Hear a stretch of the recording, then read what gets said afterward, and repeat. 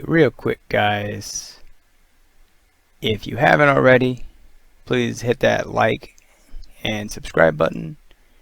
It'll really help me out. Let me know what kind of stuff's helpful for you guys. Let me know I'm doing a good job, especially if this stuff helps you. Takes a bit of time to make videos.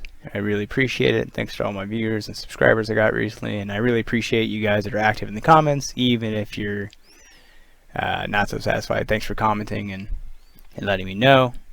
So let's get into the video. I'm going to be tackling why you might pick an Indian Challenger over an Indian Pursuit.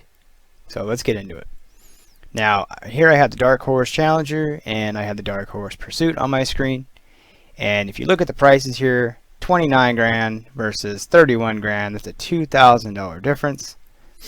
So why in the heck would you pay for a Challenger when you can get all this stuff? This trunk alone's like over $3,000 by itself. Then you get the lowers, those are another $1,000. You get the highway bars, that's another $500, $400 or $500.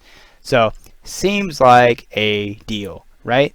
And it is, okay, but it's not for everybody. And there are some things that you might not be aware of if you're thinking that this is just a Challenger with all the stuff on it, which, I mean, it is, but it also isn't, okay?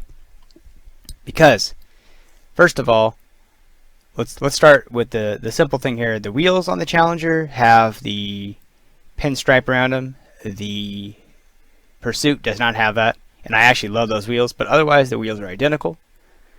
But then when you look at the other stuff that it has, okay, these lowers, I'm sorry, I think they're ugly. I had a Roadmaster, I hated the lowers, they came off. I never had them on there for the most part. Most of the time they were off, as was the trunk. And that brings me to the trunk, because the trunk is awesome when you're using it, but unnecessary weight when you're not. And I also kept the trunk off on my Roadmaster 90% of the time, and I've only been using that when I'm going to take my wife somewhere on the Challenger that I had that I just got rid of. And so for me, no need. Now I am going to have a trunk on my new bike, but it's going to be staying off unless I'm actually needing to use it. Taking the trunk off the Challenger is not as easy of a task as it is taking it off the Roadmaster. The Roadmaster was better designed for the trunk integration than the Challenger is. The Pursuit is even worse, because the Pursuit now comes with the antenna mounted to the trunk. On this bike, when I put the trunk on it, guess what? Antenna's still there, whether or not I had the trunk. So it's a benefit, okay? The Dark Horse Challenger also has the Smart Lean. If you want the Smart Lean technology, the stuff that's going to save you in a corner if you mess up, you have to go with the premium package. Now the premium package does include the electronic shock, which, alright, now most of the problems that these bikes have are electronic. Do I really want them adding more electronics to the bike, which could potentially cause even more issues? No thank you.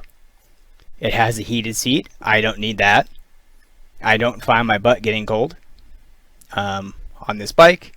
It's perfect. I ride in the cold all the time. It's fine. Maybe if you live in an even colder area, you would use it, but most people are what I call fair weather riders. They don't ride in the winter. Understandably, you know, ice is dangerous, but whatever. They don't do it. So why do you need the heated seat? No idea. But you can get that for the Challenger if you really want to, or you can get an aftermarket one, which a lot of people do, like Corbin's or Saddlemen's, whatever. So the stuff that's on the Pursuit, I don't find necessary, and I think the fairings are ugly and are also a lot of work to take off, because now you got the integrated driving lights if you got the premium package, because the Smart Lean is pretty cool tech. That would make that hard to take off. And again, the trunk, I mean, it's just, there's no reason. There's no reason for me to do it. The big thing, though, besides that, the other big thing that turned me away from buying one of these are the color choices. I do not like the color choices. Now, the black, like I had on my last one that I just got rid of, they're identical, okay? Both black smoke. And then that is where the color matching stops. But wait, you have red and black and red and black. No, they're different. This is metallic red, and this is indie red. But they do look pretty much similar, you know, pretty much identical beyond that. The same two-tone scheme and everything. This blue, I believe, was on the limited. And then this color, I think it's new. Quartz gray, I believe this actually exists on some chieftains. This is a new color scheme. I think this is ugly. This one's pretty. But you see, the color choice is very different. The bronze, which doesn't actually look like it looks on my screen, it looks a lot better in real life. You got the stealth gray, you got the orange like I'm getting, and you got this new storm blue and black, which I don't know if I like this either, but there it is. Much different color choices. And I prefer the colors on the Challengers versus the Pursuit. I don't like any of these except for maybe this icon here. And the black. The black's cool, but I wouldn't buy black again. Black's so hard to keep clean and scratch free. No, thank you. I'm done with black. So I'd be okay with this color probably, but do I think this looks as good as the stealth gray or in my own taste this orange? No. And I couldn't pick any of these over this. No way. No way. So in my case it came down to not only not needing stuff like this, and not wanting to have the trunk on all the time, but also the color choices. Just I can't deal with the color choices. Once again, thanks everybody for watching.